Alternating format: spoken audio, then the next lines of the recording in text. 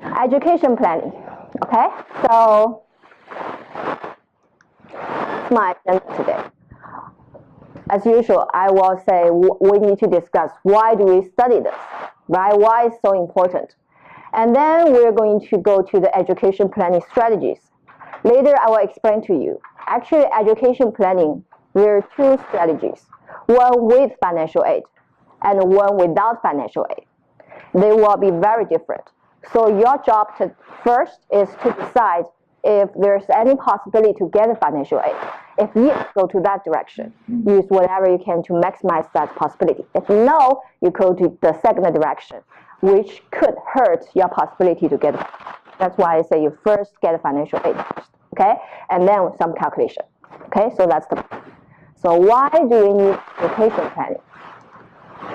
Okay, education is expensive. I don't think it's a lot to you, okay? You know. So give you some statistics. So this is by the College Board, okay? I think it's in 2014. Yeah, that's the most updated one. If you want more statistics, I have a lot of reports under the folder of readings in this topic, okay? But it's not required.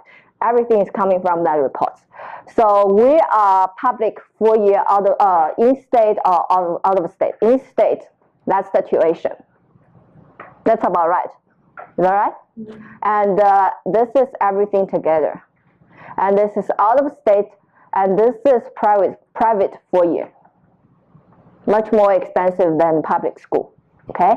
So you can see. And let me see. To make it work, only and it's growing very fast. Okay? So this is they normalize every cost in this year, 1982 to 1985. They created one, and they studied the tuition. And this is tuition or the total cost. Let me see. Okay, tuition and fees for public 4-year, public 2-year, and private non-profit 4-year. Okay, so you can see.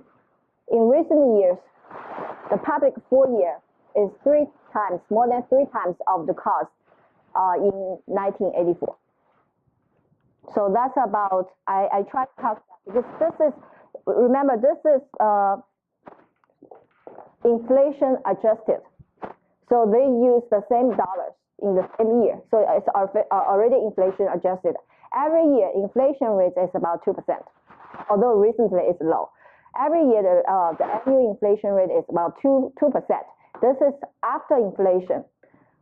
If I translate that number to annual, then that means every year it's going to grow for about 4% every year, top of 3% inflation. So it's 6 to 7% every year growing. That's what we talk in investment planning. If you want to protect yourself from inflation, you need to ask yourself what kind of information you're looking at. Because this one is always above the CPI.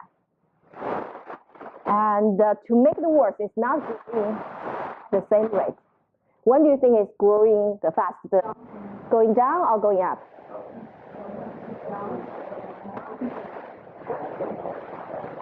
Going down. Do you know why? A lot of tuition, for example, in California, the government paid a lot, okay? So when the economy is not doing, we have budget.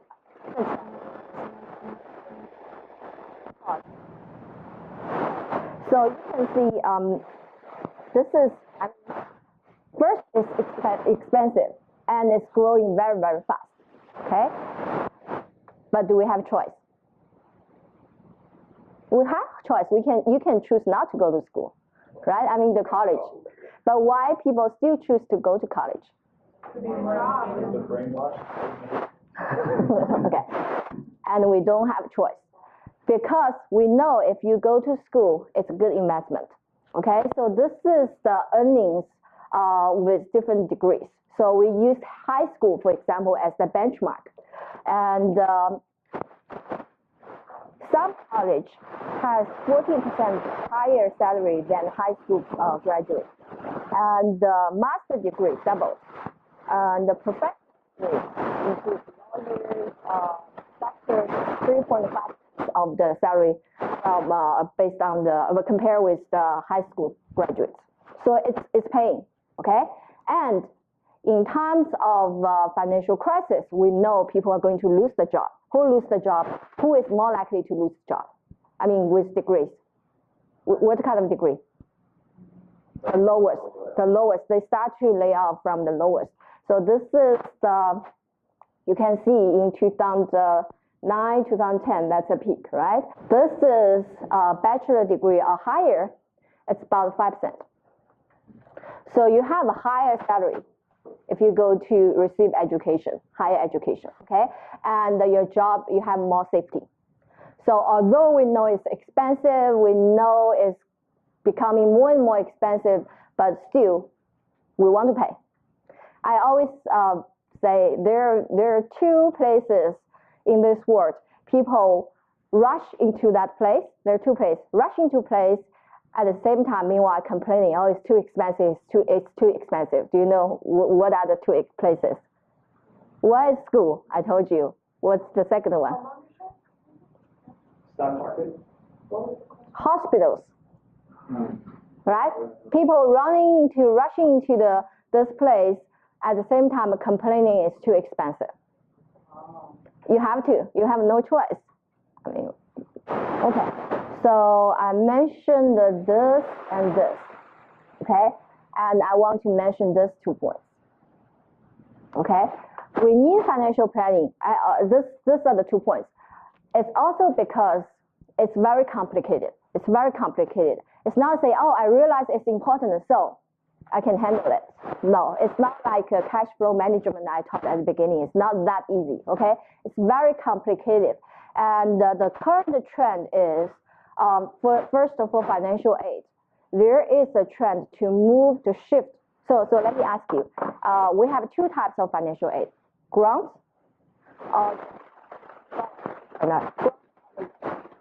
so grants you do not, when you get it, that's back, right? The loans you need to pay back. So what's the trend? Which one is shifted to which one, do you know? Which one is more and more? They are trying to give more and more grants instead of loans. They were. Starting from private school, I think it's starting from Princeton and Harvard, some private school. They're giving more and more grants instead of loans. I don't see that at the federal level yet, but that's the trend. Later I will tell you the sources of financial aid. So institutions can give themselves, like the private school, they have their resources there by themselves. Okay, so they give more instead of loans today. Okay, so what happens is it won't make a big difference because before, if you get a loan, that helps, but if you need to pay back. But today, it makes a huge difference. If you get grants, that's a lot of money, free money, okay? And it makes, so you need to plan well. You need to plan well, and it makes a big difference.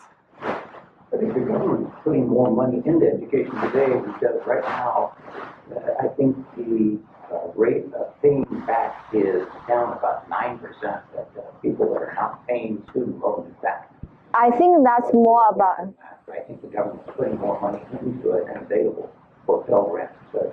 I think it's more about the current interest rates. It's not about, although, you know, we have the election here, everyone's saying we're trying to cut the education cost, but what I see is not that. Interest rate is more about the current interest rate because everything's low, but it's more and more expensive to compare because the cost is increasing, you know, although they cut interest rate a little bit, but still it's increasing the cost.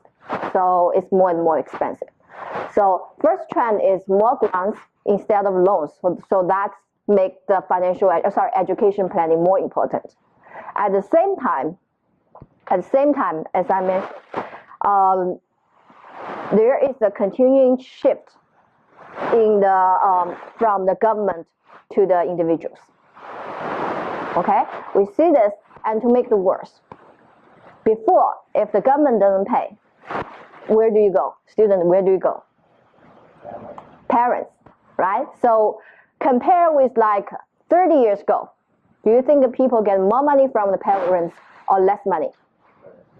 Why? Parents have the problem. Grandparents also have their problem. Parents, I mean, later we'll talk about that. Parents suddenly realize, oh, I don't have money for my retirement. Okay, how could I give the money for your education? Find your money yourself. Okay, grandparents, oh, I find the medical expenses is too high now, so I cannot cover my medical cost. Go to find your not help you. So that leaves the students to cover most of the cost. Some numbers.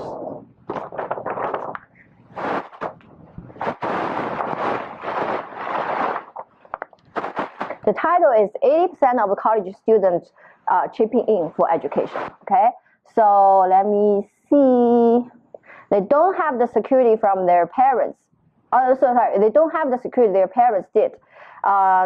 They say their grandparents struggling to cover the health care. Okay, so there's some survey and they find that parents now pay for about 27% of the cost, compared with 37% in 2010.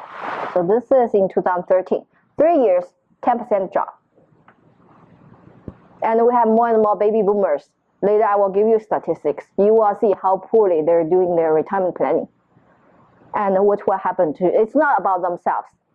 It will automatically transfer the burden to their children because they should have some, not should, they could have some money to help the children, but they don't have now because of their problem. Okay, so each generation has their problem. So that's how I designed this course. Let's start from the youngest and then move up. Okay, so all the problems. Okay, so the third one I want to mention about the pattern in education planning is kind of the paradox. So it's saying that the paradox that various education-related tax breaks, later we will talk about tax programs, various education-related tax breaks are typically not available to the taxpayers who can actually afford to pay tuition. Let me repeat again. So this education-related tax breaks, tax benefits, are typically not available for those who can pay for tuition. So if you want to get tax benefits, you need to pay for tuition and you get a credits deduction. But if you can afford for that, that means you're high income. Then you're not qualified to get that. If you are qualified to get the tax benefit, you need to be low income. If you're low income, that means you don't have money to pay for tuition, so how could you get the benefits? So it's very complicated and multi-generation, etc. I'll give you more examples. So it's very complicated decision, and if you miss, maybe you need to plan when the baby was born. If you start later, maybe you already make mistakes. Okay, so that's, and the mistake can be can have a lot of damage. So this is some other numbers. So this is from 2004 to 2013. Inflation adjusted total debt after graduates. Okay, 2.5 times. People, when they leave their work, they have 2.5 times the debt in their account. Okay, and about 2 times more borrowers. Okay, and per person they borrow more. Okay, so 60% of undergraduates graduate with debt. I plan to ask you for the information, but I think it's private information, so I don't. But that's the national level. Okay, 60% of the undergraduates graduated with debt, and 4% owed a lot, more than $100,000. Okay, and you know it's hard to get a job now, right after you graduate. So how are you going to? But the loan you need to pay with some grace period. You start to pay. You need to pay, right? How are you going to pay off this debt? And always, I mean, I don't know. Asian parents always expect their children to be a doctor, to be a lawyer, right? So they make a lot of money, but at the same time, when you want your children to go to take the law degree or the doctor degree, you need to look at this number, okay? More than 3/4 of students who earned professional practice doctorate degree borrowed this amount of money in 2011. Okay, you need that money, okay?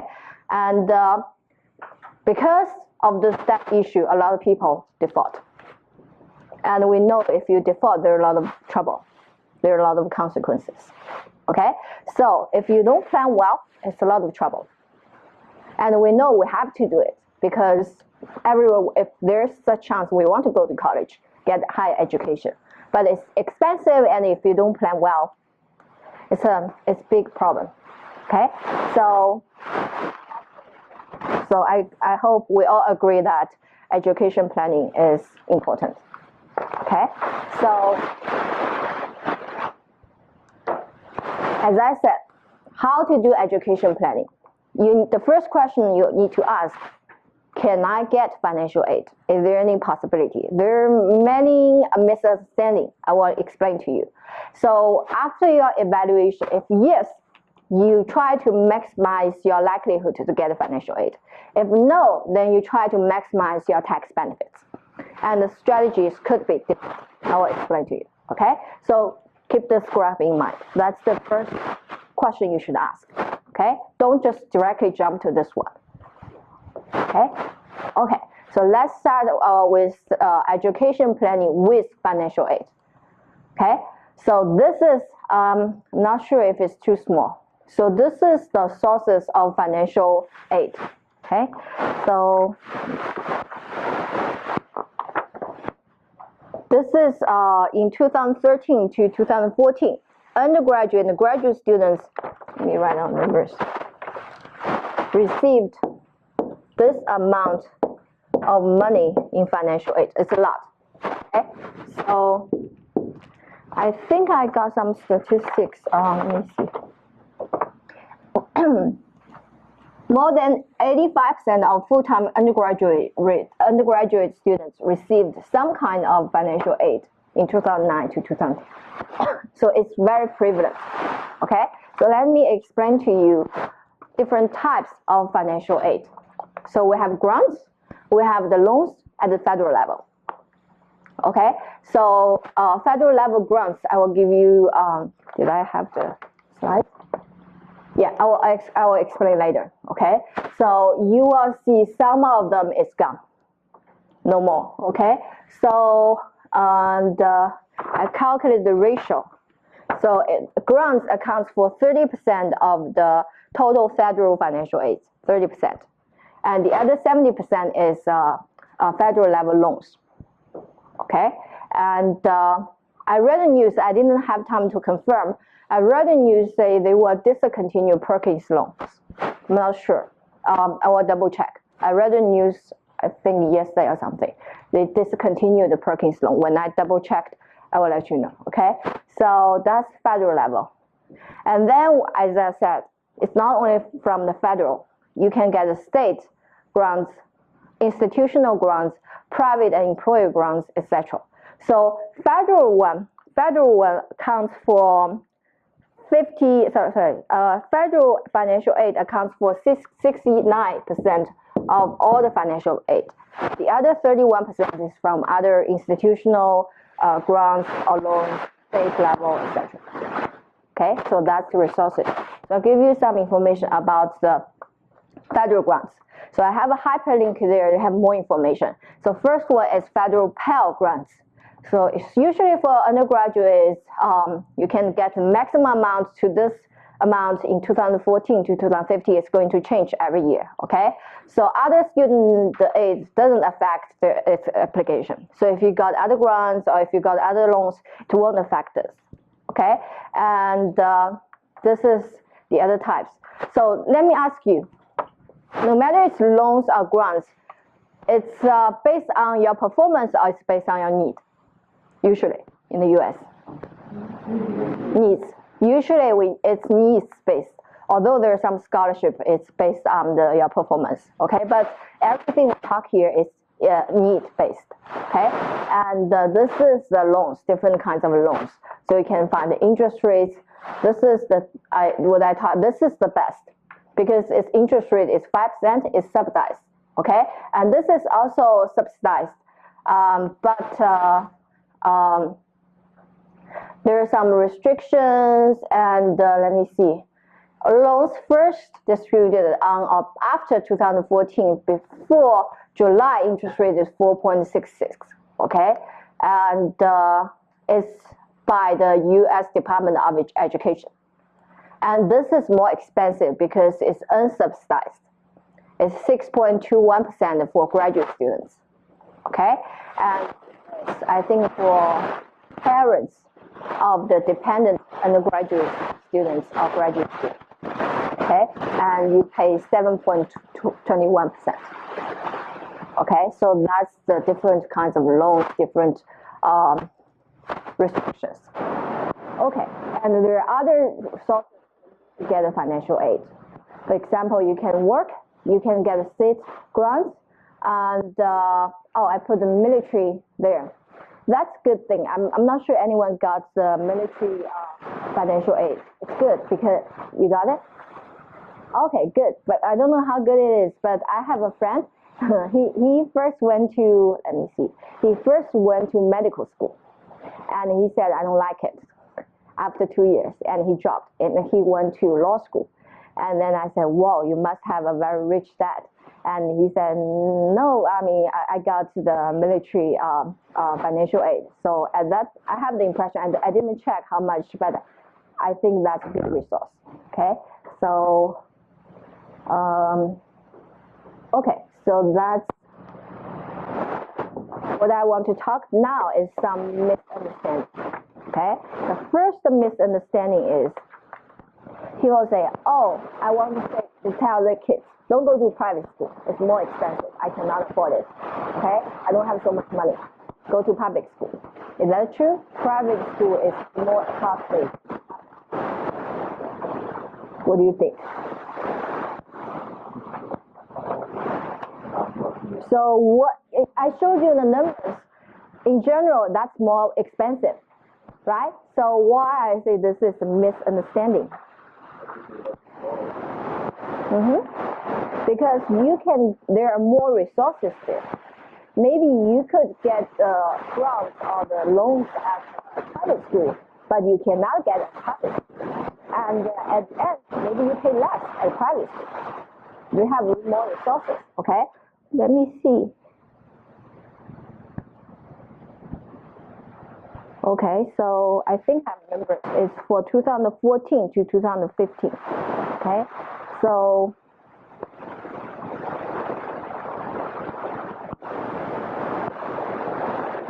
full-time students enrolled in private nonprofit institutions received an average of this amount. Financial aid in grant and federal tax benefits, okay? And this is for private school. And for public 4-year students, that's the amount average. And for public 2-year,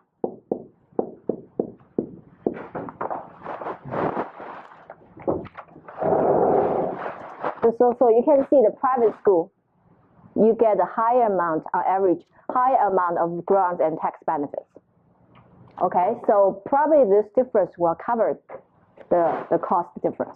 Okay, that's private school. So that's the average amount in grants and the financial aid they receive, or tax benefits they receive in private school. That's public school. That's public 2-year. It's lower and lower. Okay, so the first one is wrong.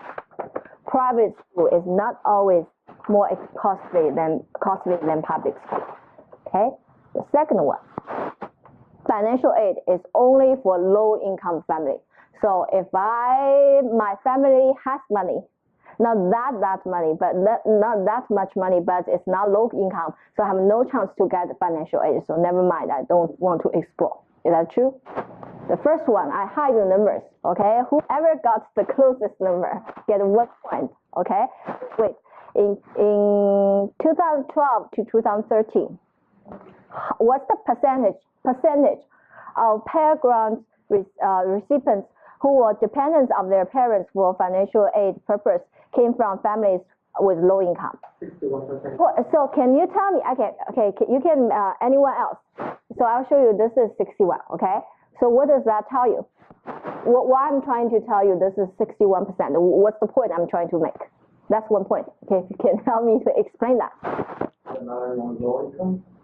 Okay, 1 point. You calculate yourself. Okay, 1 point. So that means it's not all the grants is for high income. Oh, sorry, low income families. 39% of the grants is paid for families not low income, not the low income families, because only 61 is the low income families. Okay, in 2012.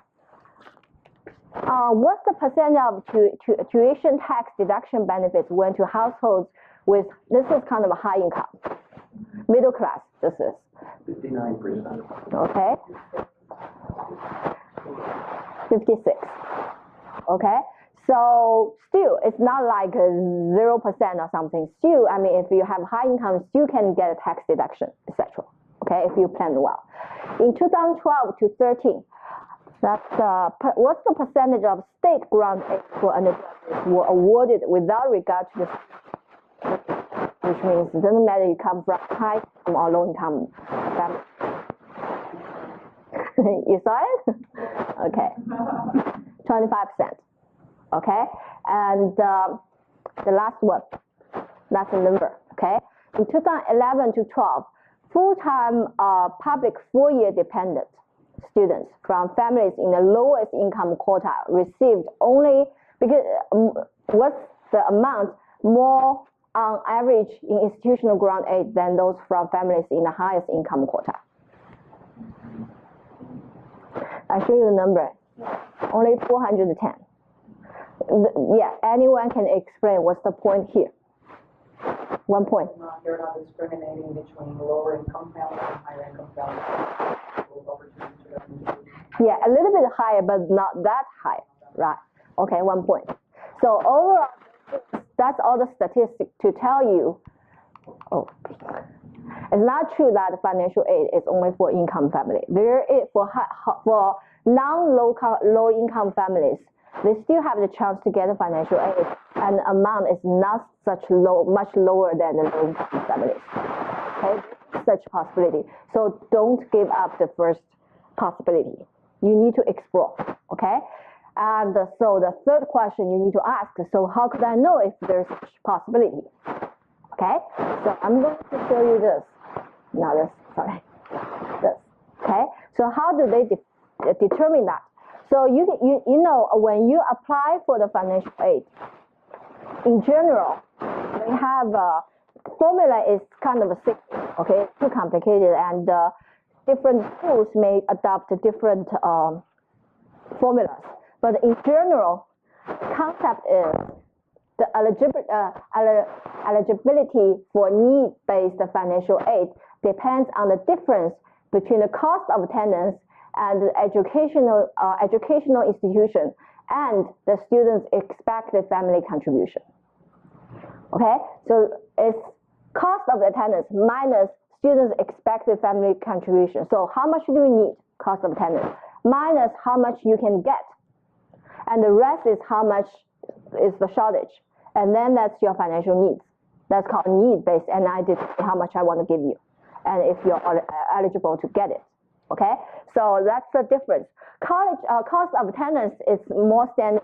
It's not you reported. They have their for everyone go to this school. I know every year how much do you need to pay, and I know you need to report your income, etc. Okay, this is more about the second part. Is more about the planning.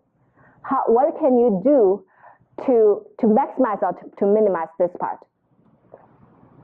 If you want to increase your possibility to get the financial aid, you want to increase it or decrease it? decrease it, because you don't want to people to know that you have a lot of money to pay by yourself, right? You want people to think that I don't have money, you need to help, right? So you want to decrease that, okay? But if you're like, if you're a student and you work, there's really no way for you to hide it, right? Right, you need to report it. You have to report it. So let me show you, this is from the federal level. It's a very brief description, okay? They show you some numerical numbers and give you some idea what are the determinants, okay? So let me explain a little bit. So the first column is the parent's income. Second one is the investment. You can see it's the assets. It's the assets, wealth, by the parent and the parent's name and the student's name. This is the house value, house equity, okay?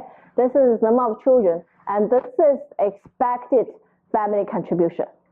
So the higher the better, or the lower the better? The lower better, okay? So again, 1 point for each question. 1 point, okay? Compare line 1 and line 2. I want to hide this one. What does that mean? What's the difference and what's your conclusion? Line 1 and line 2. There's more parental income on line 2. Then how will that affect this? You're expected to have more contributions from the parents for the student's tuition. Yeah, so this is doubled, and this is more than doubled. It has huge from parents. So if your parents have a high income, your eligibility will be, a likelihood to get financial aid will be decreased. About 3 and 4.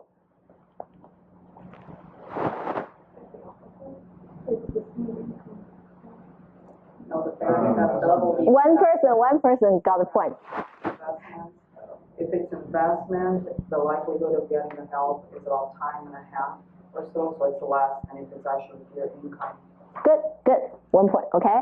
So the parents' assets will affect your eligibility, but it's not so much as the income. Okay?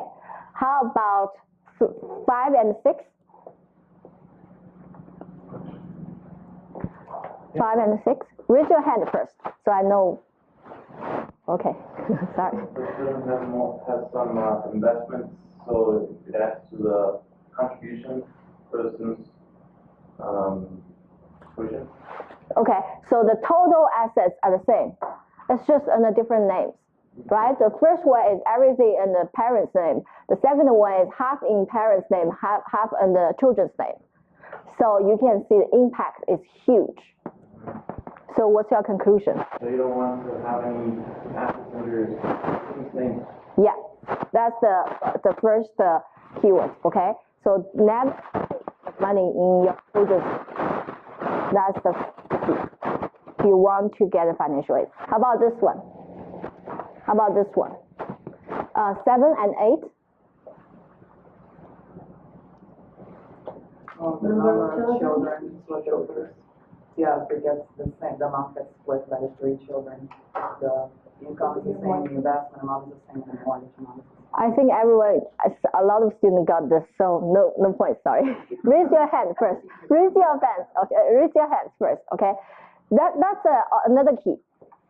It doesn't mean that if you have high income, you have a stock, then I have no chance to get the financial aid. If you have a lot of children, you can see the impact. It's divided by the number of children at the age to go to college. Okay, so I always kid with my friends. If you want to have more than 2 babies, 1 baby, then try to get them within 1 or 2 years. So so you can maximize your likelihood to get a financial aid, because they need to be at the same age, about a similar age. For example, one is in a senior and the one is the freshman, and then they can apply together, so that's counted 2. If one graduates, then it doesn't count. Okay, so last 9, 10, 11 together. Raise your hand first. Okay, he's faster. Sorry. The home equity doesn't have any effect on the final. Yeah. To me, it's not fair, but that's how it works. If you live in a million house, if you put all your money in real estate, it doesn't count. Do you know any other assets that doesn't count in the calculation? So real estate is one thing, right? Okay. Yeah, your money in the retirement accounts doesn't count. Okay, so if you want to, you have money, and you do not need the money immediately for any purpose, put it in a 401k plans, buy a house, expensive house. It won't count as the assets or anything, and it won't affect financial aid. But what I said is complicated. This is example from the federal level. Maybe the school will count for the real estate or the retirement accounts. So you need to check. Okay, and they're changing every year. But this is what we got. Okay, so overall the key is if you want to maximize the likelihood to get financial aid, never put the money in the children's name. Okay? Insurance, the life insurance and that kind of stuff count? No, right? I think it counts, but I don't know. I need to check. There are a lot of details. This is very, very rough, yeah. So give you some ideas. So the overall is it hurts to put money. And it's very, very opposite. In some cases, when you are trying to maximize your tax benefits, you want to transfer the money to the children because they have lower tax. I think I know the answer, just to confirm. When you're applying for money, there's a federal, state, and there's also private, the banking example. You always want to try the government one first. That's correct? I think for some grants, like I mean, the other resource won't affect. You can try, I think, at the same time. Yeah, but always the subsidized one is much better than unsubsidized ones. Yeah, and the government always subsidized, right? And then institutions, I mean, not sorry, and banks, other institutions. Yeah. Okay.